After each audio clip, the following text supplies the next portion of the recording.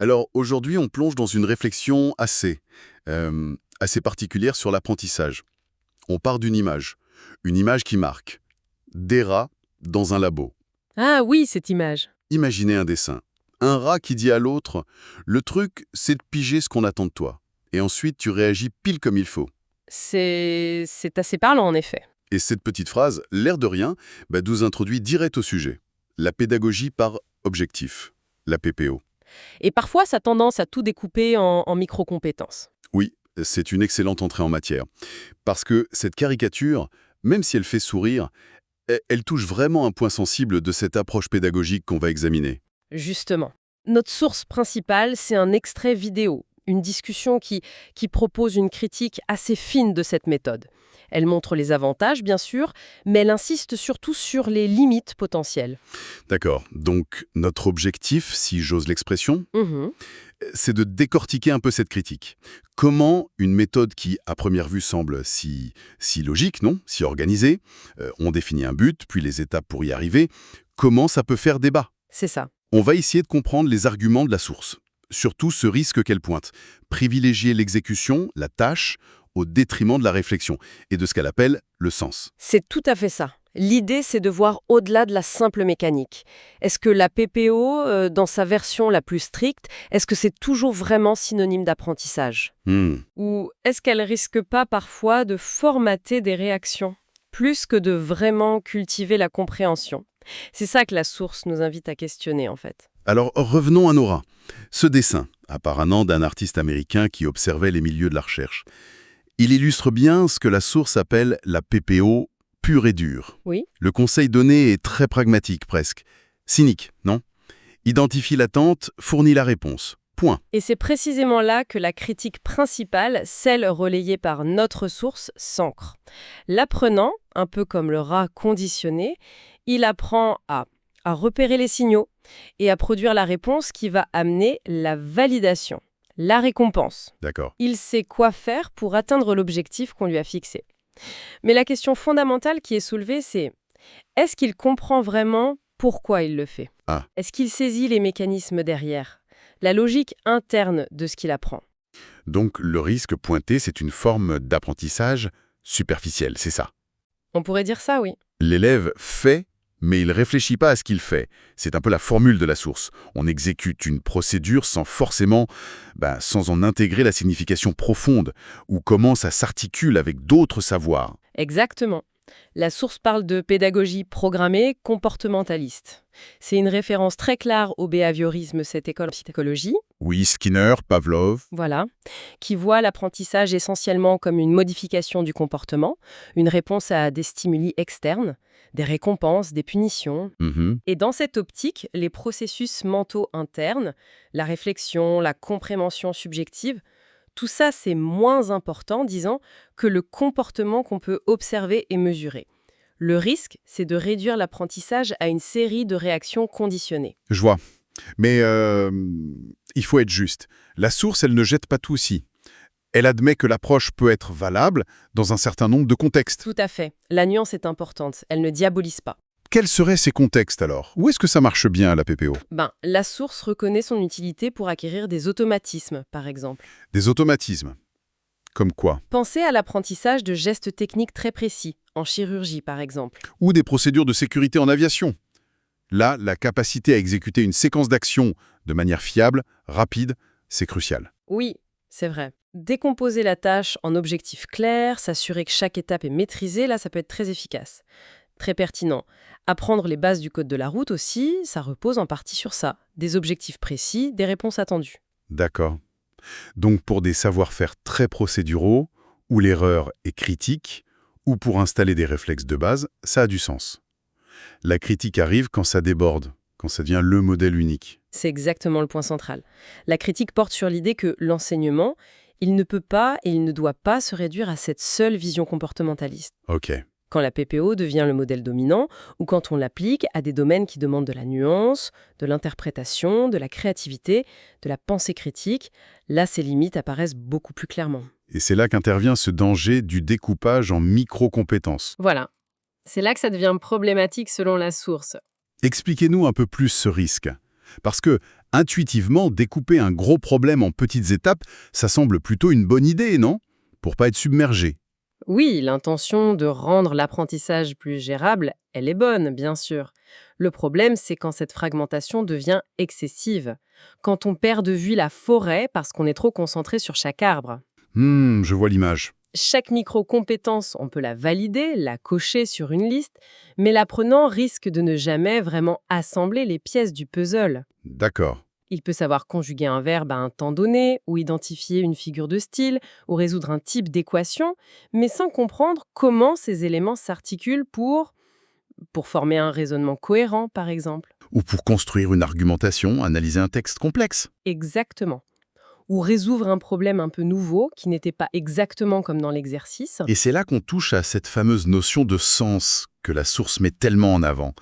Perdre le sens, ce serait donc perdre la compréhension globale, la capacité à faire des liens, à voir pourquoi on apprend ça, au-delà de la tâche immédiate. C'est exactement ça. Le sens, dans le contexte de cette critique, ça renvoie à plusieurs choses. Comprendre pourquoi on apprend quelque chose, sa pertinence, son application, comprendre comment ça s'intègre dans un ensemble de connaissances plus vastes, et puis c'est aussi la capacité à mobiliser ce savoir de manière flexible, réfléchie, autonome, dans des situations nouvelles. Et une PPO trop atomisée, elle risque de court-circuiter ça. Oui, elle risque de court-circuiter cette construction de sens, au profit d'une simple performance sur des tâches isolées, prédéfinies. L'apprentissage devient alors mécanique, une sorte d'entraînement presque, plutôt qu'une vraie construction intellectuelle. La source utilise une autre image pour illustrer une dérive possible, celle de l'escalier pédagogique. Ah oui, Quelqu'un veut apprendre à nager et hop, on lui tend un manuel. Ou, version moderne, tiens, voilà le site web ou installe cette appli. Ça fait sourire, mais qu'est-ce que ça révèle, selon la critique? ça révèle une vision que la source qualifie de très technocratique de l'enseignement. C'est cette idée un peu caricaturale peut-être, mais qui pointe une tendance. Laquelle? L'idée que l'apprentissage pourrait être entièrement scénarisé, médiatisé, voire automatisé par un outil technologique. Comme si le savoir, c'était une marchandise qu'on pouvait livrer étape par étape via un dispositif externe, sans forcément prendre en compte toute la complexité de l'interaction humaine, le besoin d'accompagnement personnalisé ou l'importance de l'expérience directe. C'est sûr, difficile d'apprendre à nager sans jamais mettre un pied dans l'eau. Voilà, l'image est parlante pour ça aussi. Et cette vision technocratique, comment elle s'articule avec la critique de la PPO et des micro-compétences? Est-ce que la technologie est vue comme un accélérateur de cette tendance? La source suggère que oui. Que la technologie, notamment la magie aussi d'ailleurs de l'informatique, comme elle dit, Oui. elle peut potentiellement renforcer cette approche par micro-objectifs. Pensez aux logiciels éducatifs, aux plateformes d'e-learning. Oui, on en voit beaucoup. Ils proposent souvent des parcours très séquencés. Vous devez valider l'étape A avant de passer à l'étape B. Et chaque étape correspond souvent à une micro-compétence très très spécifique. Mais ces outils, ils sont souvent présentés comme des innovations positives, non? Apprentissage au rythme de chacun, suivi précis des progrès. Où est le problème alors, selon la source? Conçue et dont elle est utilisée. La source émet des réserves. Elle dit que ces logiciels ne sont pas toujours très bien faits. Ah, Elle pointe notamment des faiblesses dans certains logiciels de français. Ils peinent peut-être à capturer la complexité de la langue, de l'analyse littéraire, alors que ceux de maths sont jugés un peu plus intéressants. tiens, c'est intéressant ça. Pourquoi cette différence entre les matières? Les maths se prêteraient mieux à ce découpage technologique que le français? C'est une hypothèse intéressante, oui. On peut imaginer que la structure souvent logique, déductive, des mathématiques, ça se prête plus facilement à une décomposition en étapes claires. Il y a une validation objective par un logiciel. Vérifier un résultat, l'application d'une formule. D'accord. Le français, en revanche, ça fait appel à l'interprétation, à la compréhension des nuances, à la capacité d'argumenter, à la créativité dans l'écriture. Des compétences plus difficiles à évaluer par des algorithmes, j'imagine.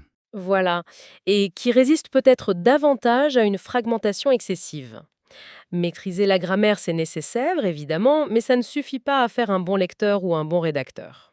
Donc même un logiciel de maths jugé intéressant pourrait poser problème s'il se contente d'enchaîner des exercices techniques, sans jamais amener l'élève à comprendre pourquoi ces concepts sont importants, ou comment les utiliser pour modéliser une situation réelle un peu complexe. Précisément. Le risque qui est souligné par la source, c'est que la technologie, si elle est conçue uniquement autour d'une logique de micro-validation, eh bien, elle amplifie les travers de la PPO pure et dure. C'est-à-dire? Et surtout, transférable. L'outil peut devenir une sorte de distributeur automatique de savoir fragmenté, plutôt qu'un compagnon pour une exploration intellectuelle plus riche, plus globale. D'accord. Si on essaye de synthétiser un peu le nœud du problème tel qu'il est présenté dans cette critique, on a d'un côté une approche, la PPO, qui vise l'efficacité par la clarté des objectifs, la mesure des résultats. Oui, c'est ça. Et de l'autre, le risque que cette focalisation sur l'exécution mesurable se fasse au détriment d'éléments plus difficiles à quantifier peut-être, mais essentiels. C'est exactement la tension qui est mise en lumière. Le risque, c'est de privilégier ce qui est facile à définir, à découper, à évaluer la performance sur des tâches spécifiques. Mhm. Et de le faire au détriment du développement de la pensée critique, de la capacité à faire des liens inattendus, à comprendre le contexte global, à résoudre des problèmes ouverts, et finalement à construire ce fameux sens, un sens personnel et profond de ce qu'on apprend. Du coup, on forme peut-être des individus très compétents pour exécuter des procédures qu'ils connaissent. Mais est-ce qu'ils sont aussi bien préparés pour affronter l'imprévu, la complexité, pour innover ou simplement pour penser par eux-mêmes, de manière autonome, créative? C'est toute la question. La critique suggère qu'une application trop rigide ou exclusive de la PPO, potentiellement renforcée par une certaine vision technocratique, ça pourrait favoriser une forme de conformité intellectuelle. On revient à l'image des rats du début. Exactement. Pige ce qu'on attend de toi, réagis en conséquence. L'accent est mis sur la réponse correcte, celle qui est attendue par le système, que soit l'enseignant, le logiciel, l'examinateur, Plutôt que sur... plutôt que sur l'exploration personnelle, la prise de risque intellectuel ou la construction d'une compréhension qui dépasse le cadre strict de l'objectif initial qui avait été fixé. C'est fascinant de voir comment une simple méthode pédagogique peut soulever des questions aussi fondamentales sur ce que ça veut dire apprendre et penser. Absolument. Et l'idée, ce n'est pas de dire qu'il est inutile de fixer des objectifs, attention. Non, bien sûr. Mais c'est de s'interroger sur la place qu'on leur accorde et sur la manière dont on les articule avec d'autres dimensions de l'apprentissage. L'exploration, le questionnement, la collaboration, l'erreur aussi, vue comme une source d'apprentissage, et la recherche de sens. Alors, si on devait retenir les points saillants de cette analyse critique, euh, issue de notre source, qu'est-ce qu'on dirait? Eh bien, premièrement, que la pédagogie par objectif, elle a sa place pour certains apprentissages, comme les automatismes. Mais Euh, mais elle comporte le risque d'une vision réductrice si elle domine tout. c'est ça, Voilà. Ensuite, le découpage en micro-compétences, poussé à l'extrême, il peut faire perdre de vue la cohérence, le sens global du savoir. d'accord.